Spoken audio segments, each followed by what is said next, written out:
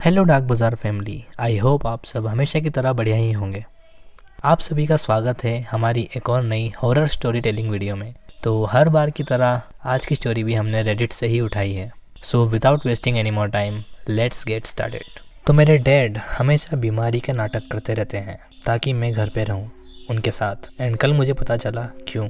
मुझे नहीं पता ये बात किसको बताऊं या इससे क्या होगा, और मैं ना ही किसी को कॉल कर सकता हूँ क्योंकि वो हमेशा आसपास ही रहते हैं। मैं ये सब अपने फ़ोन में लिख रहा हूँ अपनी क्लोजेट में छुपकर, ये उम्मीद करते हुए कि इस पुराने घर की दीवारें मेरी फास्ट टाइपिंग की आवाज़ को कवर कर लेंगी। मुझे ऐसा लग रहा है जैसे मैं फिर से छोटा हो गया हूँ, जैसे बचपन में मॉन्स्टर्स को देखकर चुपता था। पर अब फ़र्क बस इतना है कि इस बार मॉन्स्टर खुद मेरे डैड हैं। थोड़ा पीछे चलते हैं। तो मैं 23 साल का हूँ एंड मैं अपने फादर के साथ रहता हूँ। वैसे ये मेरा प्लान नहीं था। ऑब्वियसली मैं चाहता था कि मेरा भी एक घर हो, लाइफ पार्टनर हो, एक अच्छी जॉब हो, पर क्या ही कर सकते हैं। जैसी मेरी इकोनॉमी थी और कुछ साल पहले मेरी मॉम भी गुजर गई थी, तो वो अकेले हो गए थे। वो रिटायर्ड हैं और उनकी पेंशन बस इतनी है कि इस पुराने घर की लाइट्स चालू रह सके। वैसे अरेंजमेंट इतनी बुरी भी नहीं थी। मैं वेयर हाउस में काम करता हूँ एंड बिल्स में हेल्प करता हूँ, और वो अपनी पुरानी मूवीज़ देखते हैं, कमर दर्द की कंप्लेन करते हुए और घर संभालते रहते हैं। हमारी लाइफ एक रिदम में चल रही थी, शांत थी, थोड़ी लोनली थी, पर सब नॉर्मल था। पर चेंज इतना ग्रेजुअली हुआ कि मैंने नोटिस ही नहीं किया। बल्कि मुझे अच्छा ही लगा क्योंकि मेरे डैड, जो पिछले 5 साल से टीवी के सामने आर्म चेयर पर चिपके रहते थे, अचानक एक्टिव से हो गए थे। वो हमेशा से ही एक हैवी बॉडी वाले आदमी थे, साथ ही वो एक मैकेनिक थे, पर उम्र ने उनके ऊपर जैसे धूल की परत सी चढ़ा दी थी। पर अचानक वो परत गायब हो गई। ये सब 1 महीने पहले स्टार्ट हुआ था। वो बेसमेंट में गए थे एक लीकिंग पाइप ठीक करने के लिए। मैंने उनसे कहा था कि मैं वो ठीक कर दूंगा, पर उन्होंने मुझे मना कर दिया और बोले कि इन पुराने हाथों में थोड़ी जान बची है, और वो नीचे चले गए। वो कई घंटों तक वहीं थे। मैंने उन्हें 2 बार आवाज़ भी लगाई थी कि मैं कोई हेल्प कर सकूं तो मुझे बता देना, पर उन्होंने कहा कि वो सब हैंडल कर लेंगे। और अपना काम करके जब वो फाइनली ऊपर आए तो वो पूरी तरह मिट्टी और ग्रीस में ढके हुए थे, पर उनके चेहरे पर एक बहुत बड़ी मुस्कान थी जो मैंने पिछले 10 सालों से नहीं देखी थी। सब ठीक हो गया, उन्होंने कहा अपने धूल भरे हाथ झाड़ते हुए, एंड उनके चेहरे पर एक अजीब सी ताजगी थी। मुझे लगा कि अपना काम पूरा करके खुश हैं। अगली सुबह बेकन की खुशबू और बाहर चिड़चिड़ाती चिड़ियों की आवाज़ से मेरी नींद खुली। ये सब कुछ नॉर्मल था, लेकिन जो अजीब था वो था मेरे डैड को गैस स्टोव के पास खड़े देखना और खड़े होकर गाना गाते हुए खाना बनाना। मॉम के जाने के बाद उन्होंने कभी प्रॉपर ब्रेकफास्ट नहीं बनाया था, बस मॉर्निंग बोल के हमेशा चुप रहते थे। ब्रेकफास्ट हमेशा मैं ही बनाया करता था।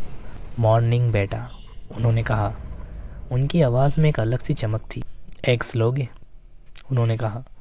मैं थोड़ा हैरान हुआ पर ज़्यादा खुश था और बोला हाँ, क्यों नहीं, आज आपका मूड अच्छा है ना। उन्होंने कहा हाँ, बिल्कुल फ्रेश फील कर रहा हूँ, उन्होंने कहा पैन में अंडा पलटते हुए, लेकिन इतना ज़ोर से कि एक अंडा लगभग फ्लोर पे गिर गया था। उन्होंने कहा सोचा बहुत दिनों से कुछ नहीं कर रहा था, आखिर ज़िंदगी जीने के लिए ही होती है ना बेटा। मेरी आंखें भर आई। मैं बहुत खुश था कि मेरे डैड एक बार फिर ज़िंदगी जीने लगे हैं। उस हफ्ते वो एकदम तूफ़ान से बन गए थे। उन्होंने लॉन की सारी घास काट दी जो मैं हमेशा उन्हें काटने के लिए कहता रहता था। उन्होंने गटर साफ़ किए और सभी दरवाज़ों में ऑयलिंग की ताकि वो आवाज़ें ना करें।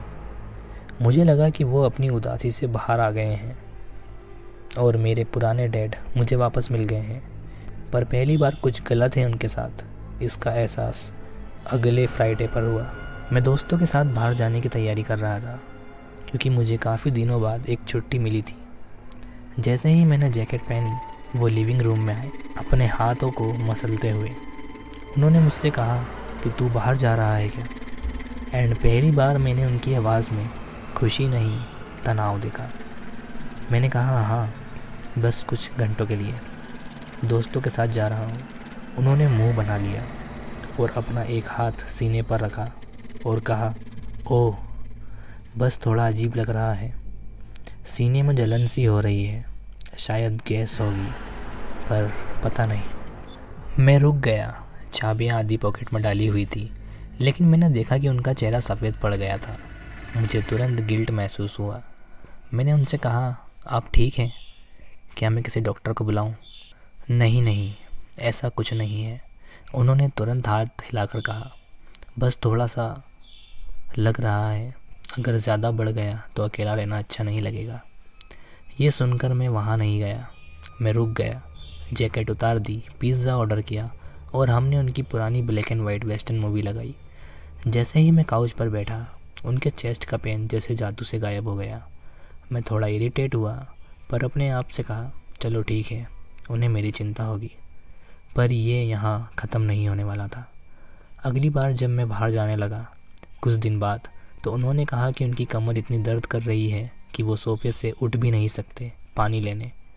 मैं पूरी शाम उनके लिए चीज़ें लाता रहा, उनके कंधे दबाता रहा और उनके खर्राटे सुनता रहा। लेकिन जैसे ही मेरे दोस्त ने फ़ोन करके पूछा कि तू आ रहा है ना, और मैंने कहा नहीं, डैड की तबीयत ख़राब है, तो वो बोले अब थोड़ा बेहतर लग रहा है और बाथरूम चले गए। फिर ये एक पैटर्न बन गया। जब भी मैं घर से बाहर जाने का प्लान बनाता, काम के अलावा किसी भी वजह से उनका कोई ना कोई बीमारी लग जाती। कभी माइग्रेन, कभी चक्कर, कभी पेट खराब। वो इतना क्लियरली नाटक कर रहे थे कि मुझे गुस्सा आ गया और हम दोनों के बीच झगड़ा हो गया। मैंने कहा कि मैं आपका कैदी नहीं हूँ। जब उन्होंने ग्रोसरी स्टोर जाने से पहले खांसी का नाटक किया, मेरी भी अपनी एक लाइफ है, मैंने कहा। उनका चेहरा बिखर गया, गुस्से से नहीं बल्कि एक गहरी उदासी से, जिसे देखकर मैं बिल्कुल चुप हो गया। मुझे बस तेरी ज़रूरत है, उन्होंने धीरे से कहा। क्या मैंने ज़्यादा तो नहीं मांग लिया? मैं कुछ कह ही नहीं पाया। मुझे लगा मैं दुनिया का सबसे बड़ा बेवकूफ़ हूँ और मैं फिर से रुक गया। लेकिन वो एक्टिव एनर्जेटिक डैड अभी भी थे। अपनी उन बीमारी वाली एपिसोड्स के बीच में वो एकदम डायनामिक हो गए थे। उन्होंने पोर्च दोबारा पेंट किया, बैकयार्ड की हिलती हुई फैंस ठीक कर दी और सुबह सुबह उठकर गार्डनिंग करते थे, एक ऐसे जज्बे के साथ जो मैंने कभी उनमें नहीं देखा था। वो पहले से ज़्यादा ताकतवर और तेज़ लग रहे थे। ग्रोसरी के सारे बैग्स एक ही बार में उठा लेते, बिना सांस फूले। मेरे वो डैड जो पहले सिर्फ सीढ़ियाँ चढ़कर ही थक जाते थे, ये उनसे बिल्कुल उल्टे थे। सब इतना उल्टा था कि मैं समझ ही नहीं पा रहा था कि क्या हो रहा है। लेकिन असली डर, वो जो रीढ़ की हड्डी के नीचे से चढ़कर गले तक पहुंच जाता है, वो शुरू हुआ धूप से। ये तब हुआ जब हम दोनों बैकयार्ड में थे। वो माँ के लगाए हुए फूलों के गमले में घास निकाल रहे थे और मैं सीढ़ियों पर बैठकर फ़ोन स्क्रॉल कर रहा था। दिन एकदम चमकदार था, एक भी बादल नहीं, धूप तेज़ थी और लॉन पर हर चीज़ की लंबी तीखी शैडो बन रही थी। मैंने अपनी शैडो देखी, एक लंबी अंधेरी परछाई जिसमें मैं फ़ोन में झुका हुआ था। फिर मैंने उनकी तरफ देखा, वो ज़मीन पर घुटनों के बल बैठे थे। मैंने रोज़ के पेड़ की शैडो देखी, फैंस की, बर्ड्स की, लेकिन उनकी नहीं। वो धूप में पूरी तरह खड़े थे, लेकिन ज़मीन पर उनके आसपास सब कुछ एकदम चमकदार था। उनकी शैडो वहाँ थी ही नहीं। मैंने पलक झपकाई, आंखें मसली। मुझे लगा शायद रोशनी का कोई इल्यूजन होगा, पर जब दोबारा देखा तो कुछ नहीं बदला। हर जगह परछाई थी, पर उनकी कोई शैडो नहीं थी। मुझे मेरे पेट में दर्द होने लगा, डर की वजह से, लेकिन मैंने फिर भी कहा, हे डैड। मेरी आवाज़ पतली और अजीब लग रही थी। ज़रा मदद करोगे इसमें? मैंने एक बाहरी पॉट की तरफ इशारा किया जो पूरी धूप में रखा था। उन्होंने ऊपर देखा और एक पल के लिए मैंने उनकी आंखों में कुछ देखा, एक छोटी सी झलक, घबराहट की। उन्होंने हाथ से अपना चेहरा धूप से बचाया, जबकि वो पहले से ही आंखें सेक रहे थे। 1 मिनट बेटा, उन्होंने कहा, बस ये पैच ख़त्म कर लूँ। एंड वो कभी पास नहीं आए। पूरा दिन गार्डन में ही रहे और जैसे जैसे सूरज ढलने लगा, मैंने देखा वो हमेशा घर की शैडो के साथ साथ मूव कर रहे थे, जैसे अपने आप को धूप से बचा रहे हों, हमेशा उस अंधेरे के अंदर रहकर। उस दिन के बाद से मैंने उन पर नज़र रखना शुरू कर दिया। मैं उन्हें लगातार देखता रहता था। मुझे समझ आया कि वो दिन के वक्त कभी भी खिड़की के पास नहीं जाते, अगर ड्राइंग रूम में धूप की एक कोई किरण भी उन पर पड़ जाती तो वो तुरंत कोई बहाना बनाकर साइड हो जाते। उन्होंने अपनी इवनिंग वॉक्स भी सिर्फ सूरज के पूरी तरह ढलने के बाद ही शुरू कर दी थी। वो हमेशा अंधेरे की तरफ खींचते थे, घर के उन कोनों में जहाँ रोशनी कम पड़ती थी। मेरी चिंता अब डर बन गई थी। उनके बहाने मुझे घर में रोकने के लिए और ज़्यादा डेस्परेट होने लगे थे। पिछले हफ्ते उन्होंने मेरी कार की बैटरी निकाल दी और जब मैंने पूछा तो बोले पता नहीं क्या हो गया। और कुछ दिन पहले मैं सुबह उठा तो देखा कि उन्होंने गलती से मेन गेट लॉक कर दिया था और चाबी कहीं खो गई थी। दोनों पूरा दिन अंदर अटके रहे और शाम होते ही उन्हें मिल गई बोलकर डोर खोला। मैंने सोचा बात करनी पड़ेगी। 2 रात पहले मैंने उन्हें लिविंग रूम में बैठा लिया जहाँ लाइट कम थी। डैड, हमें बात करनी है, मैंने कहा। दिल ज़ोर से धड़क रहा था। आपके जैसे नहीं लग रहे, आप बदल गए हो और आप मुझे यहाँ रोके हुए हो। मैं आपके लिए परेशान हूँ। उन्होंने बस मुझे देखा, एक शांत सीधा चेहरा जिसमें कोई इमोशन नहीं था। वो मुस्कुराता हुआ एनर्जेटिक आदमी गायब था। अब बस एक ठंडा देखने वाला चेहरा बचा था। मैं बिल्कुल ठीक हूँ बेटा, कभी इतना अच्छा महसूस नहीं हुआ और मैं तुझे यहाँ नहीं रोके हुए। मुझे बस अच्छा लगता है जब तू पास होता है। एक बाप को अपने बेटे के साथ रहना पसंद नहीं हो सकता क्या? ये उससे ज़्यादा है, मैंने कहा। मेरी आवाज़ काँप रही थी। जब से आप बेसमेंट में गए हो वो पाइप फिक्स करने, आप बदल गए हो। वहाँ कुछ हुआ था, है ना? उनके चेहरे पर कुछ नहीं बदला, पर उनकी आंखें सख्त हो गई, जैसे किसी ने खिड़की पर शटर गिरा दिया हो। बकवास बंद करो, उन्होंने ठंडे लहजे में कहा। मैंने सिर्फ पाइप ठीक किया था, बस अब इसी बात को यहीं ख़त्म करो। उनके बोलने में ऐसी ठंड और फाइनलिटी थी जैसे उसने मुझे सीधा बंद कर दिया हो। बात वहीं ख़त्म हो गई। तब मुझे समझ आ गया था कि मैं पूरी तरह से श्योर था, इतना श्योर कि मेरे पेट में एक अजीब सी बेचैनी होने लगी थी। जो कुछ भी हुआ था उसका सच बेसमेंट में छुपा हुआ है।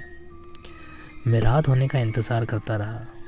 जैसे ही रात हुई मैंने प्रिटेंड किया कि मैं अपने यूजुअल टाइम पे सो गया हूँ। मैं बिस्तर पे लेटकर आंखें खुली रखे घर की हर छोटी सी आवाज़ सुन रहा था। मैंने उन्हें नीचे चलते हुए सुना। उनके कदम अब बहुत हल्की आवाज़ करते थे, बिल्कुल चुपके से। मेरे पुराने डैड हमेशा हाथी की तरह धड़ धड़ करके चलते थे। मैं उन्हें फ्रंट डोर का लॉक चेक करते सुना, फिर बैक डोर का। फिर उनके कदम मेरे बेडरूम के पास रुक गए। एक लंबी देर तक मैं सांस रोके पड़ा रहा, पूरा बदन डरा हुआ और बिल्कुल सीधा। फिर उनके कदम दूर चले गए और मैंने उनकी बेडरूम का डोर बंद होने की आवाज़ सुनी। मैं नींद में होने का नाटक करके बहुत देर तक पड़ा रहा, सेकंड्स गिन रहा था और पुराने घर की क्रिकिंग और ग्रोनिंग सुन रहा था। आखिर जब मुझे श्योर हो गया कि वो सो गए हैं, तब मैंने धीरे से बिस्तर छोड़ा। कोई लाइट ऑन नहीं की। मैं सीढ़ियों से नीचे उतरने लगा। हर स्टेप एक सोचा समझा रिस्क था। बेसमेंट का डोर हॉलवे के एंड में था। उसके आसपास हमेशा ठंडी हवा रहती थी। मैं पुराना ब्रास का नॉब घुमाया। क्लिक की तेज़ आवाज़ हुई, जिसे सुनकर मैंने डोर खोला और एक ठंडी गीली हवा का झोंका मेरे चेहरे पे लगा। उसमें मिट्टी की बदबू थी, लेकिन एक बदबू और थी, कुछ मेटालिक बदबू, जैसे कुछ सड़ा हुआ हो। मेरा फ़ोन ही मेरी रोशनी था। मैंने फ्लैश लाइट ऑन की और उसकी लाइट्स सीढ़ियों के नीचे जा रही थी। मैं हर कदम संभल कर उतर रहा था, ध्यान से सुन रहा था कि ऊपर से कोई आवाज़ ना आए। बेसमेंट वैसी ही थी जैसे मुझे याद है।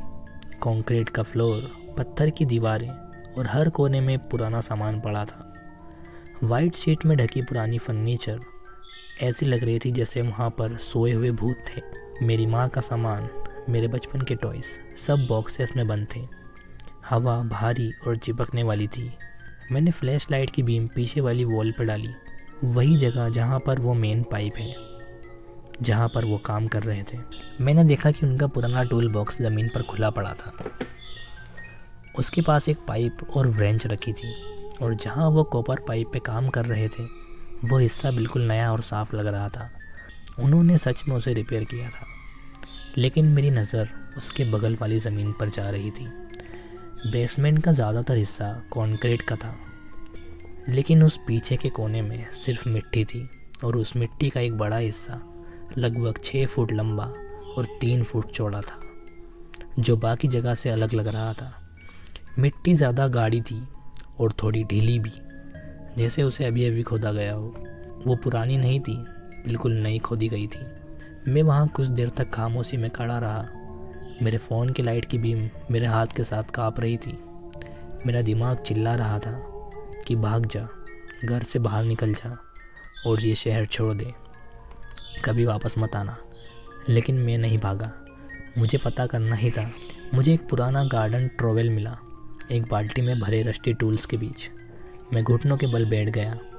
मिट्टी बिल्कुल वैसी ही नरम थी जैसी मैंने सोची थी, आसानी से हट रही थी और मैंने खोदना शुरू कर दिया। मेरी सांसें तेज़ और फूटी फूटी सी चल रही थी। बस 2 आवाज़ें आ रही थी, एक ट्रॉवेल का मिट्टी में रगड़ने की और दूसरी मेरे दिल की तेज़ धड़कन जो मेरे कानों में गूंज रही थी। गीली मिट्टी की बदबू हवा में फैल गई थी, लेकिन उसके नीचे एक और बदबू थी जो हर सेकंड के साथ और ज़्यादा बढ़ रही थी। ज़्यादा गहरा नहीं खोदा था, बस 1 फुट नीचे ही मेरा ट्रॉवेल किसी नरम चीज़ से टकरा गया और ये पत्थर नहीं था। मैं तुरंत पीछे हट गया, टूल छोड़ दिया। मेरे हाथ इतने काँप रहे थे कि फ़ोन सीधा पकड़ना मुश्किल था, लेकिन मैं रुका नहीं। मैंने अपना हाथ उस ढीली मिट्टी में डाला, आंखें बंद करके महसूस किया। जो था एक कपड़ा, डेनिम का कपड़ा। मेरे डैड की वर्क जीन्स का वो पुराना टेक्सचर, बिल्कुल वही। मैं पीछे हट गया सांस लेने के लिए, हांफते हुए। लेकिन मुझे देखना ही था, मुझे पता लगाना ही था। आंखों से आंसू बहते हुए मैंने दोनों हाथों से मिट्टी हटानी शुरू की, खरोच कर, तोड़ कर और ढकेल कर। पहले एक पैर दिखाई दिया, फिर एक उनकी फेवरेट शर्ट पहने हुए, और फिर वो चेहरा। वो वही थे, मेरे डैड। उनकी आंखें बंद थी, मुंह थोड़ा सा खुला हुआ था और उनकी स्किन पीली और वैक्स जैसी लग रही थी। और सर के साइड में एक गंदा सा गहरा जख्म था, सूखे खून और मिट्टी से चिपका हुआ। वो बिल्कुल शांत लग रहे थे, एक डरावनी अंतिम शांति में, जैसे वो सीढ़ी से गिरे हों, सर पे चोट लगी हो और सब कुछ एक पल में ही ख़त्म हो गया हो। मैं बस उनका चेहरा देखता रहा, मेरा असली बाप का चेहरा। और मेरे गले से एक आवाज़ निकली, डर और दुख से भरी हुई। वो जा चुके थे, उन्हें गए हुए 1 महीना हो चुका था, यहाँ इस मिट्टी के अंदर बिना निशान वाली कब्र में पड़े हुए। जबकि मैं तो उनके साथ रह रहा था, पर किसके साथ? तभी एक आवाज़ आई सीढ़ियों के ऊपर से। पुरानी लकड़ी पर एक हल्की सी छाप, जैसे किसी ने कदम रखा हो। मैंने धीरे से अपना सर घुमाया और मेरे फ़ोन की रोशनी उसी तरफ घूम गई और अंधेरी पुरानी सीढ़ियों के ऊपर तक पहुंच गई। और वो वहाँ था, वो सीढ़ियों के ऊपर खड़ा था, एक काली परछाई हॉलवे की हल्की रोशनी के सामने। वो बस मुझे देख रहा था। मैं उसका चेहरा नहीं देख पा रहा था, लेकिन मुझे उसकी नज़र महसूस हो रही थी। मैं ज़मीन पर घुटनों के बल बैठा था, अपनी डैड की लाश के पास, बिल्कुल फंसा हुआ, डरा हुआ जानवर बन के।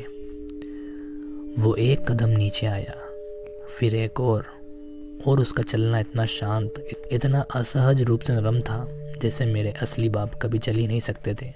मेरे फ़ोन की फ्लैश लाइट उसके चेहरे तक पहुंची। वो मेरे डैड के पजामास पहने हुए था। उसकी आंखों में वही थकान, वही झुर्रियाँ थी, वही सफ़ेद हो रहे बाल, और वो मुस्कुरा रहा था। वो मुस्कान बुरी नहीं थी, जीत वाली भी नहीं थी, वो दुख भरी मुस्कान थी।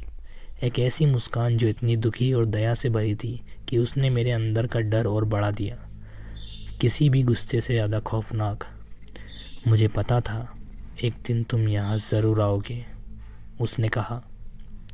उसकी आवाज़ मेरे डैड की आवाज़ थी, लेकिन उसमें वो पुरानी खुरदुरी और थकावट से भरी आवाज़ नहीं थी। वो ज़्यादा स्मूथ थी और शांत भी। मुझे अफसोस है कि तुम्हें ये देखना पड़ा। मैं कुछ बोल ही नहीं पाया, बस उसकी तरफ देखता रहा। मेरा दिमाग बिल्कुल खाली था, लेकिन मेरे अंदर एक चीखता हुआ शोर था।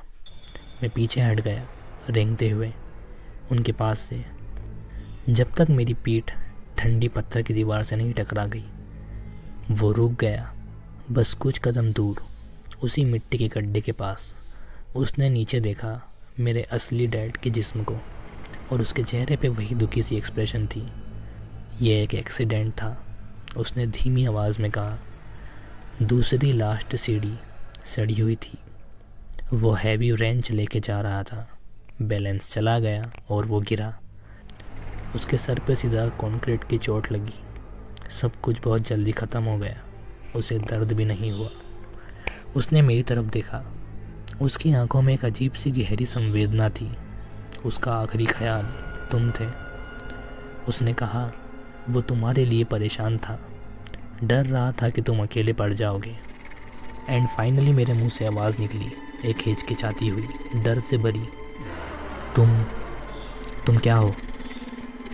उसने अपना सर थोड़ा झुकाया। एक आदत जो बिल्कुल मेरे डैड जैसी थी, लेकिन फिर भी अलग और अजीब। मैं वो हूँ, उसने कहा, और नहीं भी। जैसे हर इंसान एक शैडो डालता है ना, एक अंधेरा, अपना सिंपल सा वर्जन जो रोशनी के साथ साथ चलता है। मुझे उस दूसरी शैडो की तरह समझो, जो पर्दे के उस पार रहती है। हम देखते हैं, हम अपने डबल के रूप में जीते हैं। जो वो महसूस करते हैं, उनका दर्द, उनकी खुशी, उनका प्यार, सब हम भी महसूस करते हैं। वो एक कदम और आगे बढ़ा।